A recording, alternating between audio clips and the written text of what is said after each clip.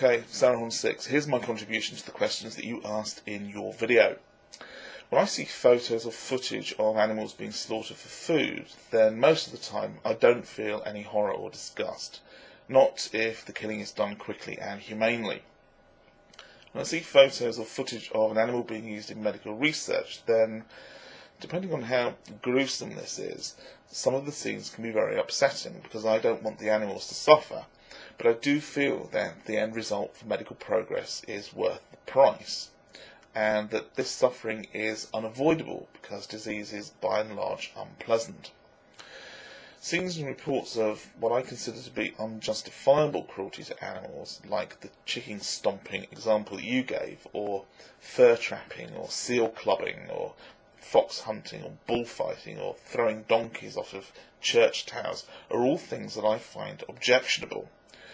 But when I see children and adults starving in third world countries, or I hear of children who've been neglected or abused in our supposedly civilized society, when I see photos of people hanged in Muslim countries for the crime of being gay, or, as happened this week, I hear of a young girl pleading for her life as she was stoned to death for the crime of being raped, that upsets me more.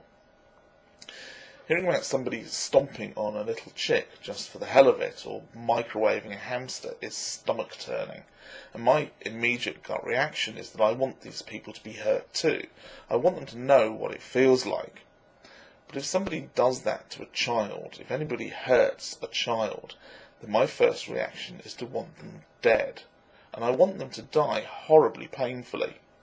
And that's in spite of my 100% opposition to the death penalty in all cases, and my belief that any kind of torture to human beings is inexcusable. It's an emotional reaction, and the reaction that I experience for harm being inflicted on human beings is orders of magnitude greater than I experience when I hear of harm being inflicted on non-human animals. In one of the comments on a previous video, I said that if that's me being specious because I value humans more than I value animals, then that's a fair cop, because I do care more about people than I do about animals. To which Emendon responded, if the shoe fits. Well, yeah, it does, and that's the point. And the shoe doesn't pinch either. The gist of what I've been trying to say is that I believe human life is, in principle, worth more than that of an animal. The idea of being specious is interesting, though. It seems that it's specious to think that the life of a person is worth more than that of, say, a mouse or a chimpanzee. But is that bigotry?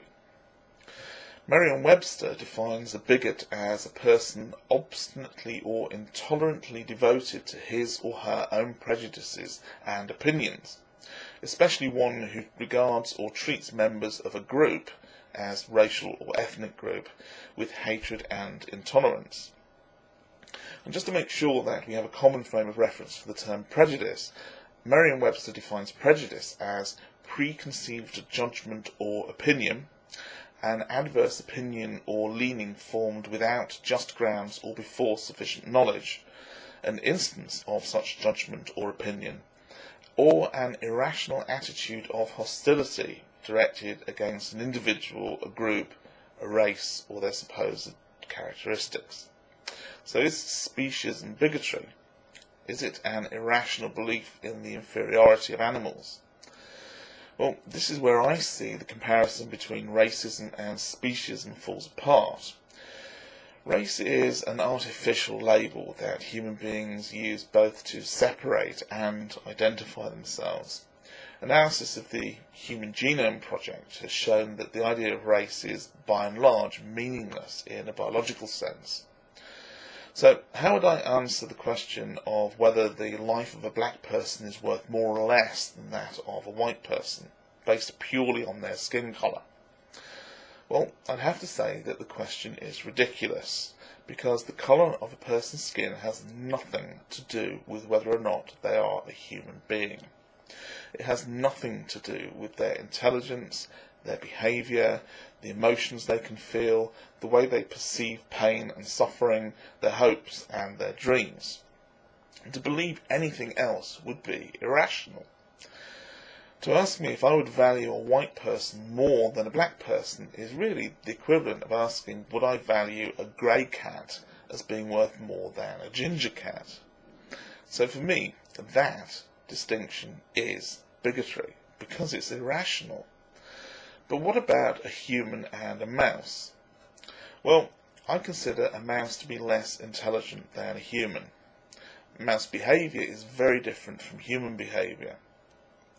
As for emotions, well, I don't know what emotions mice feel, because I'm not a mouse, but I do suspect that they are mouse emotions and not human ones. It also seemed reasonable to me that a creature's perception of the world is going to be limited by both its intelligence and its education, both of which are considerably less for a mouse than they are for a human being. Before anybody comes back with the idea that I therefore consider educated people to be worth more than less intelligent, less educated people, just save your breath. The delta between an educated and uneducated person, between an intelligent or less intelligent person, is many, many orders of magnitude smaller than the difference between a mouse and a human being. So I see my conclusion as being based on evidence and reasonable assumptions from that evidence. Now I could be wrong about the mice, but most of the evidence that I have suggests that they are not, in fact, hyper-intelligent, pan-dimensional beings. So with that in mind, I say that being speciesist is not bigotry, because it isn't an irrational conclusion, and that the comparison with Nazism or racism and such is therefore invalid.